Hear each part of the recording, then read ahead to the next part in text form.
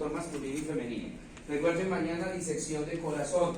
Nos vemos a las 7 de la mañana en el laboratorio. Recuerden traer los implementos para hacer la disección. ¿Sí? Su bata, no se les olvide traer bolsas, traer periódicos, su guante, su bisturí. ¿Ok? ¿Correcto? Sí, porque a menos de que su mensaje la disección. El aparato urinario. Estoy pensando en otra vaina. Estoy pensando en los pies que me los tragué todos y tenía que dar guardar. Porque era para compartir. Entonces, ahora, ¿dónde consigo? Con nosotros. Señora, ¿qué? Bueno, el sistema urinario, entonces como sistema, como aparato que es, está constituido por una serie de órganos.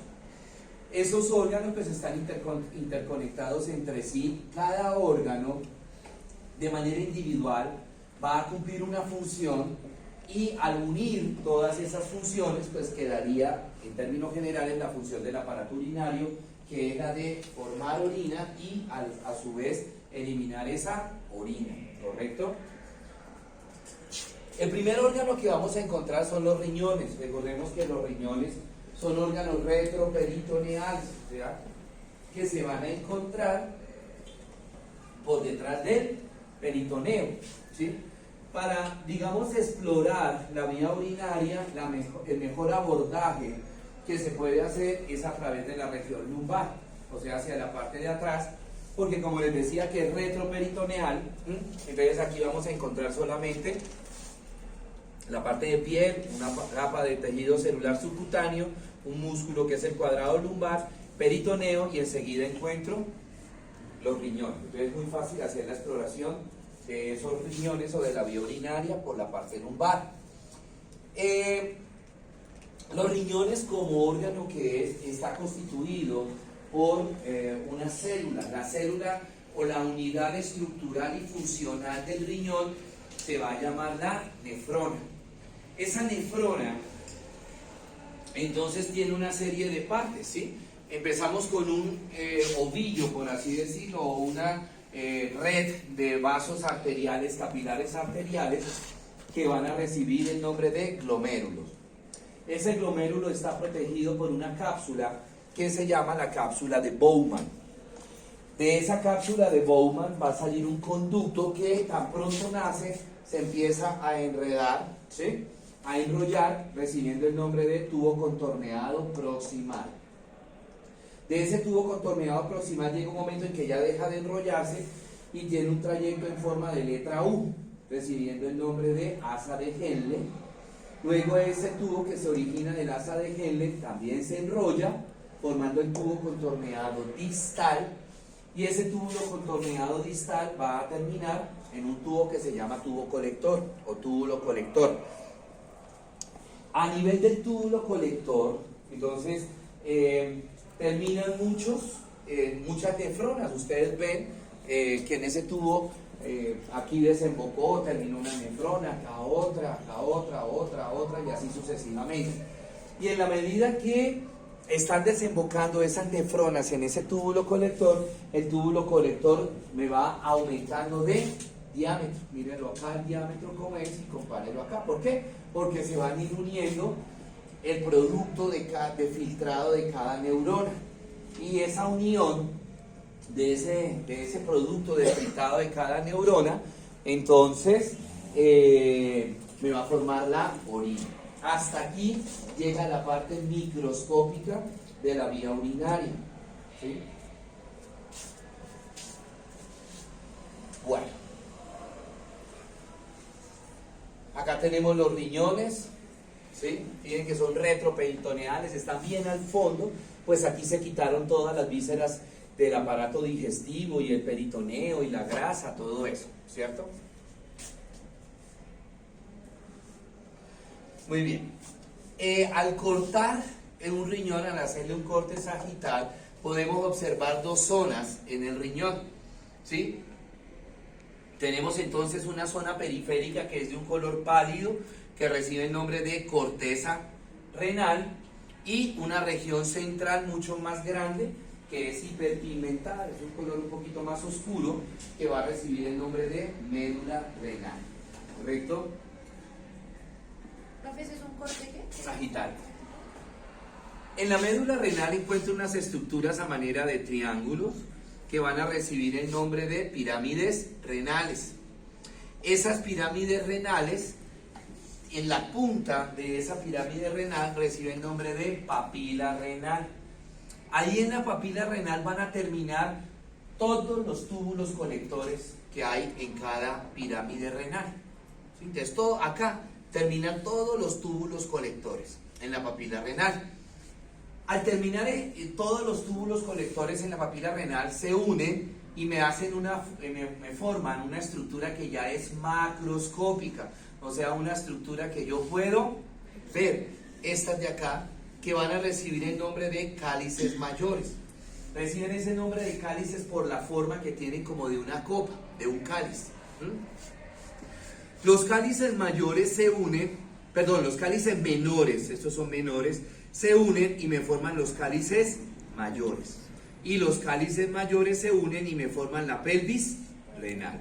Esa pelvis renal sale del riñón, ¿cierto? Sale del riñón, se dirige hacia abajo y se me convierte en el ureter, ¿correcto?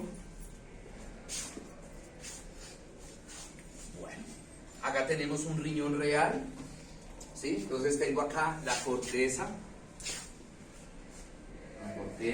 la médula, se ven las pirámides renales, la papila renal, los cálices menores, los cálices mayores, la pelvis renal, y acá ya es el ureter, ¿correcto? Esta vendría siendo la vena renal, que ya nosotros la conocemos, y la arteria renal.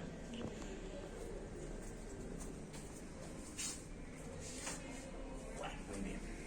Acá tenemos el sistema macroscópico de excreción. Entonces, estos que ustedes ven acá son los cálices menores. Miren la formita que tienen como de una copita. Los cálices menores se unen y me forman los cálices mayores, y los cálices mayores se unen y me forman la pelvis renal. Esa pelvis renal sale del riñón, me cambia de dirección y en ese momento se me convierte en el ureter.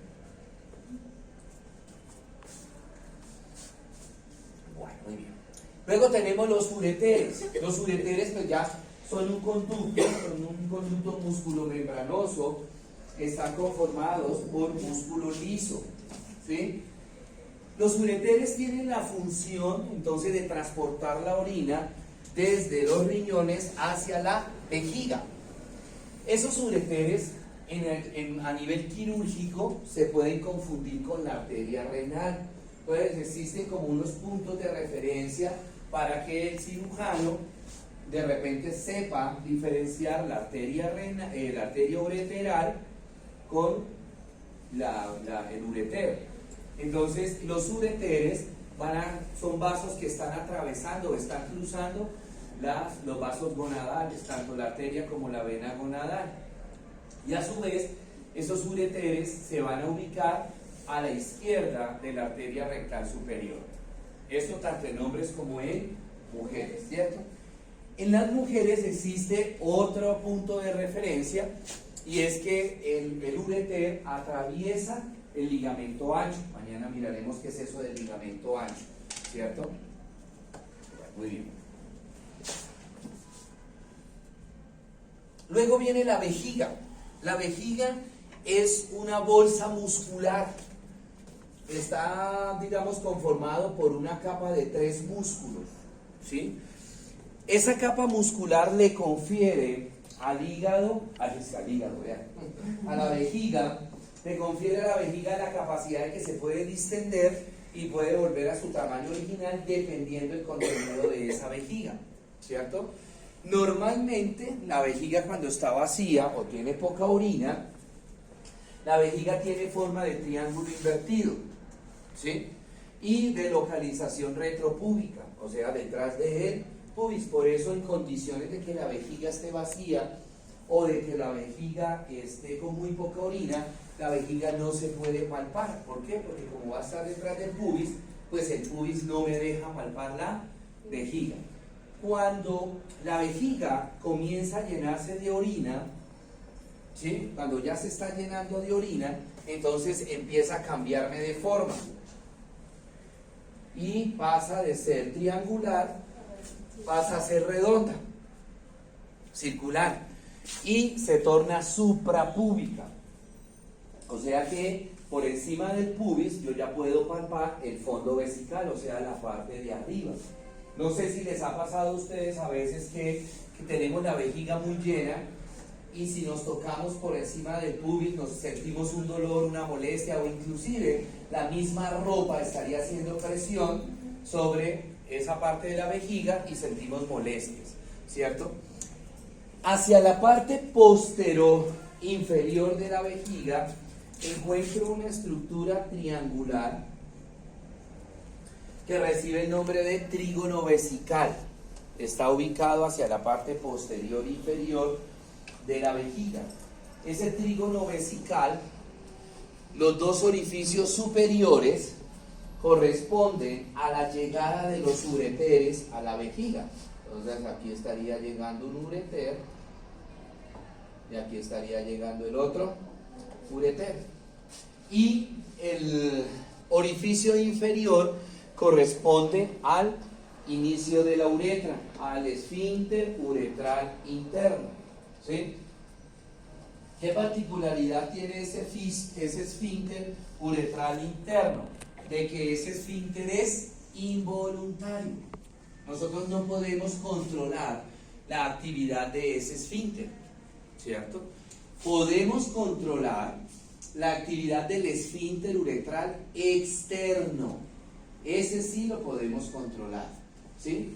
Que es cuando pues aguantamos la gana de orinar y entonces como para que no se nos salga chichi, apretamos y estamos controlando ese esfínter, o lo contrario, cuando ya vamos a orinar, relajamos ese esfínter y ese esfínter va a favorecer la salida de la orina. Señora. Entonces cuando una persona se ríe o estornuda, que no puede aguantar y sale, ¿eso es involuntario? Eso es involuntario, pero es porque ya tiene prolapso de la vejiga.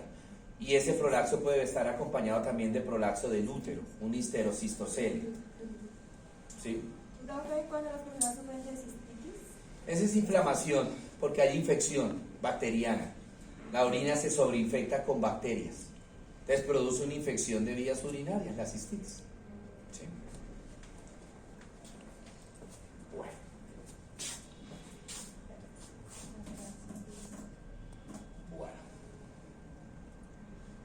Y finalmente tenemos la uretra. La uretra es un conducto, también musculomembranoso, a través del cual va a pasar la orina, ¿sí? De la vejiga hacia el exterior, ¿correcto? Hacia afuera del cuerpo humano. La uretra en la mujer es muy corta. La uretra femenina mide aproximadamente 2 a 3 centímetros. Este tamaño corto de la uretra femenina hace propensas a las mujeres a las infecciones de vías urinarias. ¿Por qué? Porque cualquier bacteria que llegue al meato urinario inmediatamente, fácilmente puede subir a vejiga y generarme las infecciones urinarias que hablábamos ahorita. La uretra masculina es un poco más grande, mide aproximadamente entre 15 a 17 centímetros. Pues más o menos dependiendo, no se ilusionen, niñas. Ya, 15, 17 centímetros, ya no. Después les pasa lo que pasa a algunas niñas. Uno se ilusiona, se resigna, pero no hay derecho. ¿Qué tal? Entonces, les decía que la uretra masculina mide aproximadamente entre 15 y 17 centímetros promedio del tamaño del pene en el hombre, ¿cierto? La uretra masculina, como es más grande, tiene 3 porciones, tiene 3 partes. La primera parte de la uretra, que es esta parte de acá, tan pronto sale del cuello vesical, inmediatamente viene la primera parte, la primera porción de la uretra masculina, que se va a llamar la uretra prostática. Se llama así porque está atravesando la próstata. Ahora entendemos, uretra prostática. Ahora entendemos por qué nosotros los hombres, los síntomas, cuando el paciente empieza a sufrir de la próstata, los síntomas se ven reflejados a nivel urinario, que orina poquito pero cada rato, el goteo posmiccional, disuria, ¿sí? ¿Por qué? Porque la uretra prostática está atravesando, va por toda la parte central de la próstata. Esa uretra prostática mide aproximadamente 2 centímetros, más o menos. ¿Sí? Luego viene una porción más pequeña de la uretra que se llama la uretra membranosa. ¿Sí? Esa uretra membranosa la ubicamos o la encontramos a nivel del perineo. Y posteriormente esa uretra membranosa entra al pene y recibe el nombre de uretra peneana o también uretra esponjosa. Mañana cuando veamos aparato reproductor masculino entenderemos por qué se llama uretra esponjosa. ¿Sí? Cuando ya esa uretra va a llegar hacia su desembocadura, que es en la parte anterosuperior del glande, esa uretra se dilata un poquito. Viene la uretra peneana y se dilata un poquito antes de terminar en el pene. En el pene no, antes de terminar donde desemboca. Esa dilatación recibe el nombre de fosita navicular o fosa navicular. ¿Sí? Bueno, muy bien. Bueno, preguntas, dudas, inquietudes. No question?